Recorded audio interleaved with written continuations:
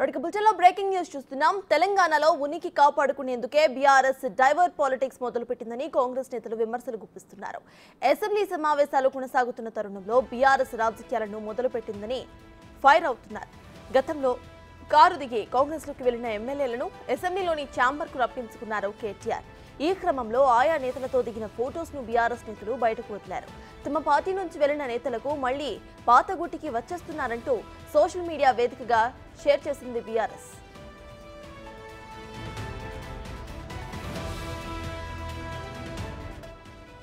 ముందుగా గద్వాల ఎమ్మెల్యే బండ్ల కృష్ణమోహన్ రెడ్డి, ఆ తర్వాత భద్రాచలం ఎమ్మెల్యే తెల్లం వెంకట్రావు కేసీఆర్ ఛాంబర్లో BRS party working president KTR ను కలిశారు. పార్టీ మారిన ఎమ్మెల్యేలు మనసు మార్చుకుని సొంత గూటికి వస్తున్నారని బీఆర్ఎస్ ప్రచారం చేస్తున్నప్పటికీ ఎమ్మెల్యేలు మాత్రం ఆ వార్తలను ఖండిస్తున్నారు. పార్టీ మారే ఆలోచన లేదని గద్వాల ఎమ్మెల్యే కృష్ణమోహన్ రెడ్డి కొట్టిపారేశారు.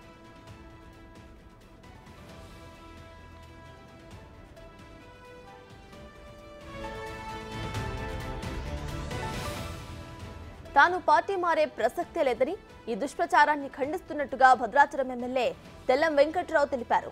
తిరిగి బీఆర్ఎస్ లోకి వెళ్లడం అంటే ఆత్మహత్య చేసుకున్నట్టేనని పేర్కొన్నారు. ఆయన వచ్చే స్థానిక ఎన్నికల్లో బీఆర్ఎస్ నామరూపాలు లేకుండా చేస్తామని చెప్పారు. భద్రాచలం అభివృద్ధి కాంక్షించే తాను కాంగ్రెస్ పార్టీలో చేరినట్టుగా వివరించారు. ఆయన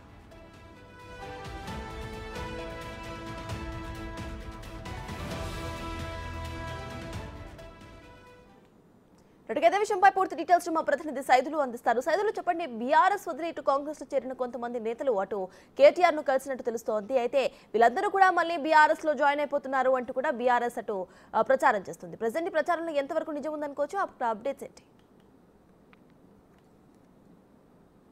సర్తాజ్, అసెంబ్లీ బడ్జెట్ సమావేశాలు జరుగుతున్నాయి. ఇంకా మరో 2 రోజులు అయితే అసెంబ్లీ బడ్జెట్ సమావేశాలు కూడా పూర్తి అవుతాయి. అయితే నిన్న బీఆర్ఎస్ పార్టీ లాబీలో ఉన్నటువంటి లీడర్ ఆఫ్ అపోజిషన్ రూమ్లో బీఆర్ఎస్ పార్టీ నుంచి గెలిచి కాంగ్రెస్లోకి వెళ్ళిన ఎమ్మెల్యేలు ఎవరైతే ఉన్నారో, అంటే గద్వాల్ ఎమ్మెల్యే బండ్ల కృష్ణమోహన్ రెడ్డి, భద్రాచలం ఎమ్మెల్యే తెల్లం వెంకట్రావు, వీళ్ళిద్దరు కూడా నిన్న ఎల్ఓపి రూమ్లోకి రావడం జరిగింది. అయితే వాస్తవంగా ఎల్ఓపి రూమ్ దగ్గర అందరు కూడా ఎమ్మెల్యేలు ఎంట్రీ ఉంటుంది. సో అందరు వెళ్తుంటారు, పోతుంటారు, బయట టీటీఎంలో కూడా కాసేపు బయటకు వస్తుంటారు. ఆ సమయంలో మన భద్రాచలం నుంచి తెల్లం వెంకట్రావు బయటకు వచ్చారు. సో ఆయనతో సరదాగా మాట్లాడేందుకు ఇట్లు మన ఏముల ప్రశాంత్ రెడ్డి వీళ్ళిద్దరు కూడా సరదాగా సంభాషించుకుంటూ లోపలికి రూమ్లోకి వెళ్ళి కాసేపు కూర్చొని వాళ్ళందరితో గడిపారు. ఎందుకంటే గతంలో ఉన్న పరిచయాలు ఏదైతే ఉన్నా పరిచయాల ద్వారా వాళ్ళిద్దరు కూడా సరదాగా కూర్చొని మాట్లాడుతున్నారు. అయితే ఆ సమయంలో ఎవరో గుర్తు తెలియని ఒక వ్యక్తి ఫోటో తీసి తెల్లం వెంకట్రావు తిరిగి మళ్ళీ తన సొంత గూటికి వస్తున్నారని చెప్పేసి కూడా ప్రచారం చేశారు. సో దాన్ని తీవ్రంగా ఖండించారు తెల్లం వెంకట్రావు. ఎందుకంటే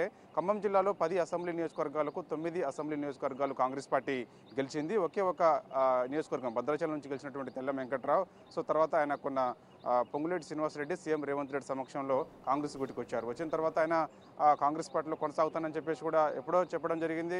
తిరిగి మళ్ళీ తన సొంత గూటికి అంటే బీఆర్ఎస్లోకి వెళ్తానని చెప్పేసి ఎప్పుడు కూడా ఆయన చెప్పలేదు. కానీ నిన్న మాత్రం సరదాగా ఇటు మన ఏముల ప్రశాంత్ రెడ్డి, అదేవిధంగా మేడ్చల్ ఎమ్మెల్యే మల్లారెడ్డి, మరి కొందరు బీఆర్ఎస్ పార్టీ చెందినటువంటి ఎమ్మెల్యేలతో కూర్చొని మాట్లాడుతున్న సమయంలో ఎవరో ఒక వ్యక్తి ఇట్లా ఫోటో తీసి వైరల్ చేయడం సరికాదని చెప్పేసి కూడా తీవ్రంగా ఖండించారు. ఇలాంటి చర్యలు వాళ్ళ విజ్ఞతకి వదిలేస్తున్నా అని చెప్పేసి కూడా చెప్పడం జరిగింది. సో ఇక ఖచ్చితంగా ఆయన కాంగ్రెస్లోనే కొనసాగుతానని చెప్పేసి కూడా ఒక స్పష్టత ఇవ్వడం జరిగింది. ఇక నిన్నటి నుంచి పెద్ద ఎత్తున ఇప్పుడు చర్చ జరుగుతుంది. ఇటు గద్వాల నుంచి గెలిచినటువంటి బండ్ల కృష్ణమోహన్ రెడ్డి ఎవరైతే ఉన్నారో ఆయన కూడా తిరిగి మళ్ళా సొంత గుట్టికి బీఆర్ఎస్లోకి వస్తున్నారని చెప్పేసి అంటున్నారు.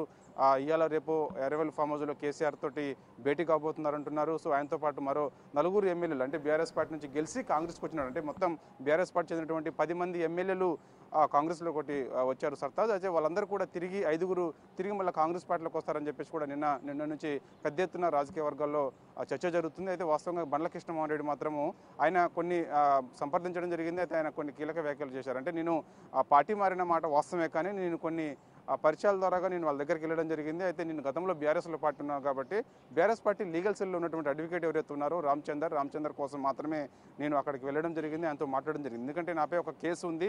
సో ఆ కేసు విషయంలో సుప్రీంకోర్టులో Ramachandar BRS party legal cell advocate case వాదన వినిపిస్తున్నారు కాబట్టి కేసు వివరాలన్నీ కూడా ఆయనకు తెలుసు. కాబట్టి సడన్గా నేను పార్టీ మారిన తర్వాత బీఆర్ఎస్ పార్టీ లీగల్ సెల్ నుంచి ఆయన ఆ కేసుకు సంబంధించిన వివరాలన్నీ కూడా ఆయన వాదించకుండా సడన్గా డ్రాప్ అయిపోయాడు. సో అలా కాకుండా నేను కేటీఆర్ దగ్గరికి వెళ్ళి కొంత రిక్వెస్ట్ చేసుకోవడానికి మాత్రమే వెళ్ళాను.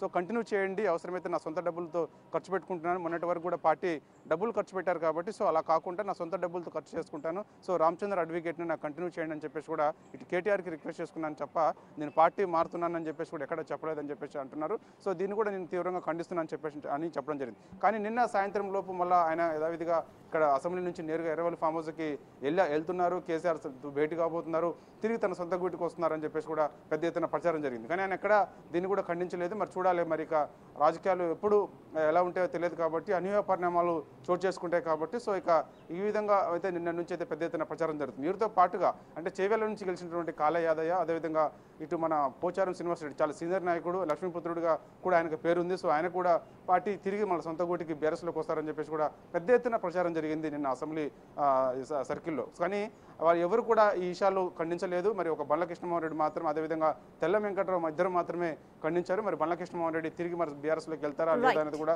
మనకు కొంత క్లారిటీ రావాల్సి ఉంది. ఏదేమైనా సరే ఈ బడ్జెట్ సమావేశాలకు సంబంధించి సమావేశాల్లో భాగంగా దాదాపుగా బీఆర్ఎస్ పార్టీ చెందినటువంటి ఎమ్మెల్యేలు అందరూ కూడా 26 మంది ఎమ్మెల్యేలు ఇటు కాంగ్రెస్ పార్టీలోకి వస్తారని చెప్పేసి కూడా పెద్ద ఎత్తున చర్చ జరిగింది. ఖచ్చితంగా విలీనం అవుతుందని చెప్పేసి కూడా అనుకున్నారు. కానీ 10 మంది మాత్రం ఎమ్మెల్యేలు మాత్రమే రావడం జరిగింది. సో ఇక వచ్చిన ఎమ్మెల్యేలు మళ్ళీ తిరిగి తమ కాంగ్రెస్ పార్టీలోకి వెళ్తారని చెప్పేసి కూడా నిన్న నుంచి కొందరు కావాలని దుష్ప్రచారం చేస్తున్నారని చెప్పేసి కూడా ఈ బండ్ల కృష్ణమోహన్ రెడ్డి, తెల్ల వెంకట్రావు ఇద్దరు కూడా తీవ్రంగా ఖండించారు. Sartaj. Right, thank you Saidulu.